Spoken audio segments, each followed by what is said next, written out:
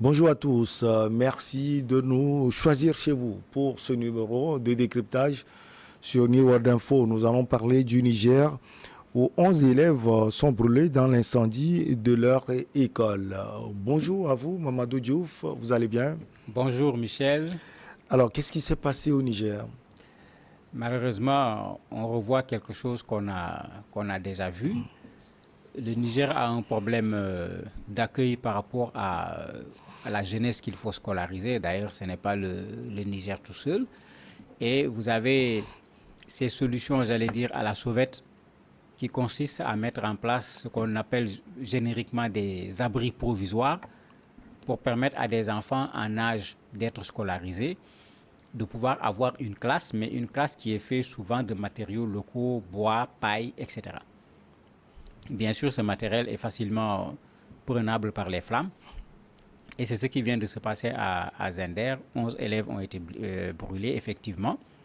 Malheureusement, il y a eu également 3 décès parmi ces collégiens. Alors, Mamadou, on se souvient déjà, je pense l'année écoulée, il y avait déjà l'incendie de l'école du quartier Pays-Bas au Niger. Oui, en 2021, il y en a eu deux même. Il y en a eu en avril. Vous vous rappelez, c'était un cas extrêmement difficile pour ceux qui avaient vu les images, puisque quand le feu a pris, on a alerté. Les parents ont fui pour venir, puisque c'était la maternelle, le jardin d'enfants, c'était les tout petits enfants de 3, 4 et 5 ans. Malheureusement, la façon dont le feu s'est déclaré, il y a eu pratiquement 20 enfants qui ont perdu la vie. La même année 2021, en novembre cette fois, 26 enfants également de 5 à 6 ans ont perdu la vie dans les mêmes conditions. Ben, c'est l'éternel problème parce qu'à chaque fois que ces situations se présentent, vous avez une déclaration très forte qui est faite pour dire plus jamais ça. Mais moi, de plus en plus, quand j'entends plus jamais ça, ça bouge dans ma tête parce que je l'ai tellement entendu et à chaque fois, c'est ce qu'on disait plus jamais ça est revenu, que ce soit des questions d'incendie ou autres. Le gouvernement nigérien avait pris la résolution de faire en sorte que ces classes, j'allais dire, de fortune n'existent plus en 2026, puisque c'est ce qui avait été promis. Il y a quelque chose qui est en train d'être fait, mais il est clair qu'il en reste encore, puisque le nombre de classes est estimé à au moins 30 000, sinon même plus, sur l'ensemble du territoire. Alors, quels sont aujourd'hui ces partenaires qui peuvent aider le Niger à sortir de cela? C'est vrai, il y a les efforts du gouvernement nigérien, vous l'aviez dit tout à l'heure, mais c'est une urgence finalement. Oui, mais il y a ceux qui ont mis le Niger dans cette situation qui doivent venir.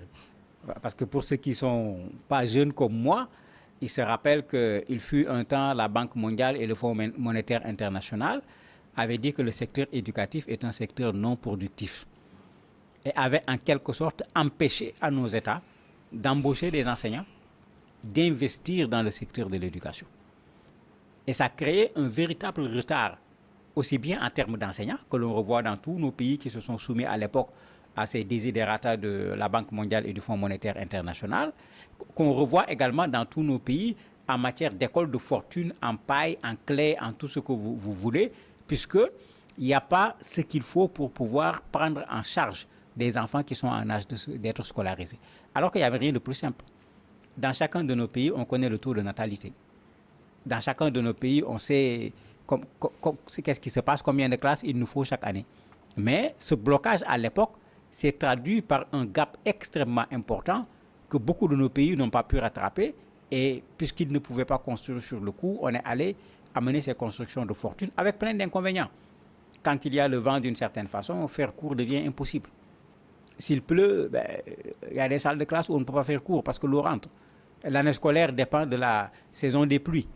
Mais ça veut dire que vous avez une partie des enfants qui vont à l'école, mais qui n'ont pas les mêmes chances que les autres. Parce que moi, je considère que celui qu'on met dans une classe avec des murs, avec de l'électricité, avec des tables bancs, qui sont tout bien faits, n'a pas les mêmes chances que celui qu'on a mis dans des conditions où, quand il regarde son école, il n'a certainement même pas envie d'y rentrer parce que parfois, ce n'est pas mieux l'outil que l'enclos de quelqu'un qui a les moyens et qui garde ses animaux dedans. Mais ceux-là qui avaient été à l'origine de ces problèmes n'ont qu'à venir participer à la résolution de ce problème. Vous avez d'autres structures qui s'intéressent à la question de l'éducation, qui font même partie du problème, puisque à force de vouloir hausser le taux de scolarisation dans nos pays, on a voulu prendre un très grand nombre d'enfants pour mettre à l'école, alors que nous n'avons pas mis en place les infrastructures pour prendre en charge ces enfants. Ça fait deux conséquences.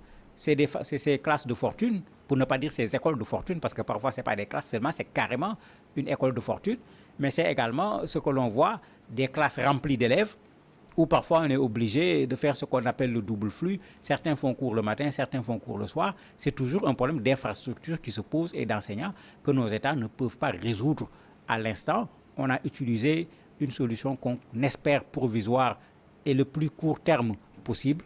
Et malheureusement, dans cette solution, le Niger rencontre plusieurs fois des accidents en matière d'incendie. Alors Mamadou, cette situation, est-ce qu'on la rencontre dans tout le Niger ou bien ce sont des parties précises du pays? C'est dans tout le Niger. Mais vous l'avez moins dans les villes. Vous l'avez moins à Niamey, bien qu'à Niamey également, il y en a, parce que l'incendie d'avril 2021 dont on parlait tout à l'heure, qui avait eu lieu dans un jardin d'enfants, dans une maternelle, c'était à Niamey. Cette fois, on est à Zender, on est à la limite vers le désert. On a eu le même cas également à Maradi. Mais c'est pour dire que même parfois, en périphérie, vous retrouvez ce genre d'école, pas au Niger seulement, dans beaucoup de pays en Afrique de l'Ouest, dès la périphérie, vous commencez à avoir une école avec des murs complétés par des classes en paille.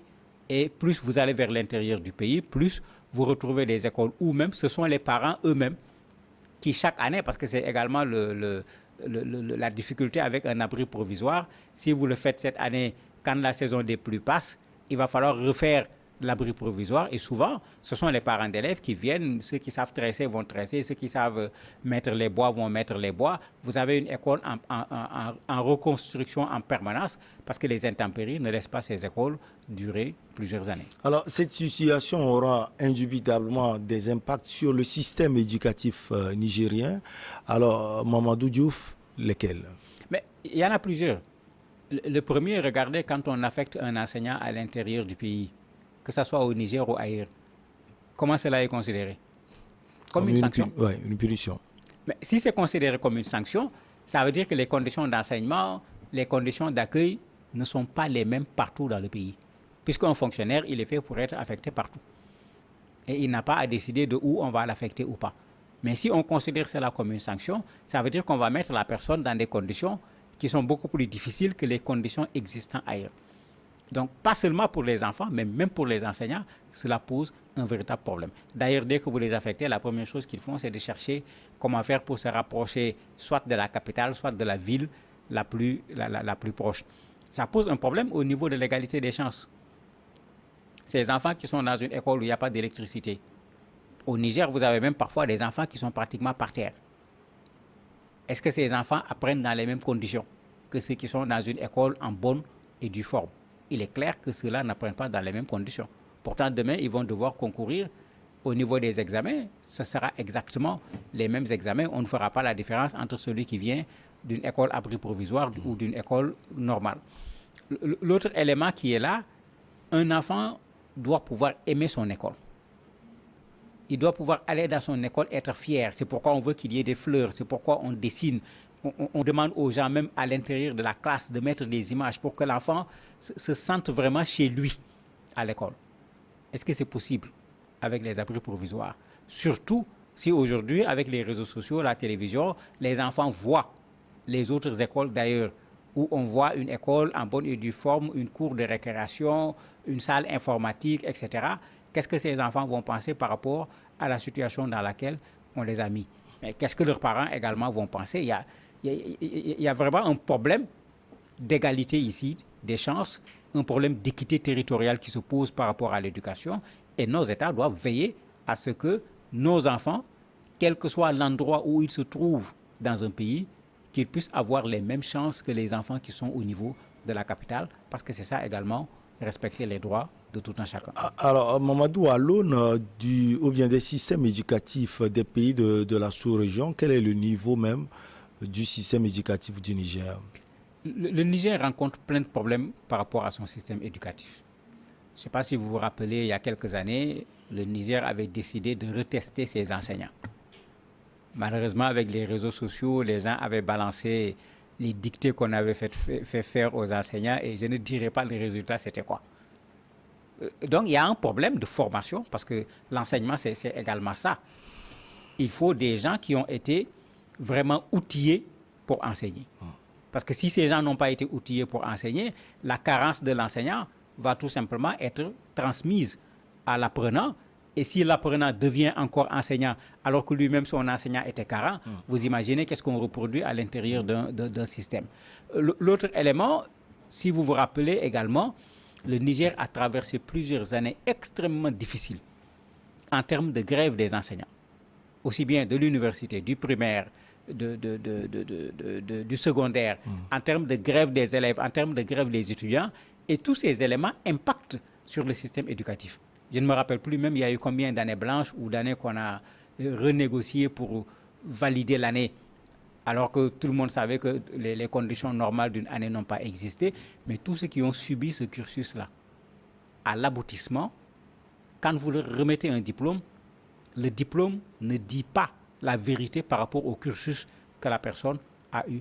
Et ça, c'est un problème parce que vous donnez à quelqu'un un diplôme, mais le niveau que la personne devrait avoir, la personne ne l'a pas à cause de plusieurs problèmes liés au système éducatif. En 2021, le vice-président national du bureau des parents d'élèves, Wissiliman Ramsarantan, ne mâche pas ses mots.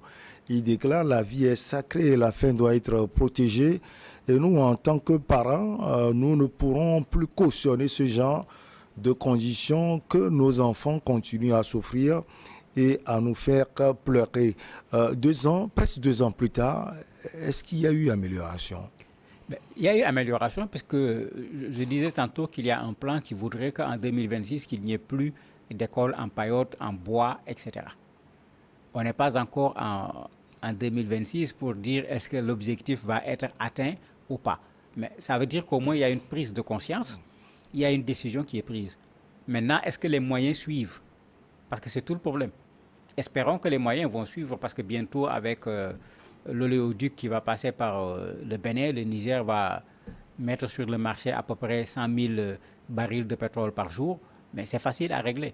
Ils n'ont qu'à réserver 10 000 barils de pétrole par jour pour régler cette question et vous allez voir, ça va être réglé très rapidement puisque normalement en 2024, ils devraient pouvoir déjà écouler ce pétrole sur le marché. Ils n'ont qu'à repenser à ce qui a été toujours dit.